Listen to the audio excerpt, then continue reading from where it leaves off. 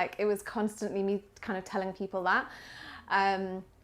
And so, yeah, so I really wanted to spread Islam. And what that started basically was a lot of discussions of, you know, I was speaking to many people, just kind of asking questions. Well, what about Aisha? How come, you know, how come your prophet married a little kid? And it was like, oh, okay, let me go away and learn why that happened, and then come back and face that. And then it was kind of, I would come back and say, well, actually she was 18 and, like, you know, it's just wrong. You know, there's lots of kind of counter arguments that I would come back with. And I think after saying all the counter arguments many times, I'd rehearsed them pretty much. They started to kind of, I started to say it to people, and then as I was saying it, realized how stupid it was.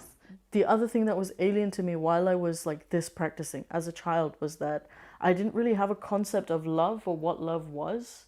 I just thought it was, you know, this thing that kept you in a family. You know, it just, your family loves you and that's it. And I remember writing things like that because I was quite an avid writer. I used to write on, I used to post on writing sites. I used to write a lot of poetry, and I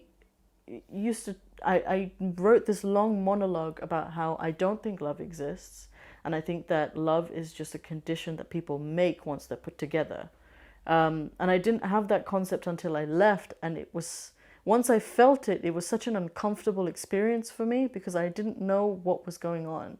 I didn't know what it was or how to handle it, or and all of my friends kind of, because when I felt it, it had visibly changed me, and all of my friends were looking at me like, this is normal. But for me, it wasn't normal at all. And I had never experienced it, and I didn't know that that was something that I was missing out on. When I was in Kenya, I was aware of Council of Ex-Muslims of Britain with Mariam, and I used to follow Mariam's work. And also, you know, I was aware of Ayan Hirsi's work as well. And then when I moved to the Netherlands, I remember searching if there's a similar thing. I saw that there's a humanist alliance here called the Humanitische Verbond. So I contacted them and I attended one meeting. And when I attended this one meeting, one of the ladies was like, oh, by the way, did you know that there's an upcoming conference where Mariam Namazi is going to be speaking? I was like, that's my hero.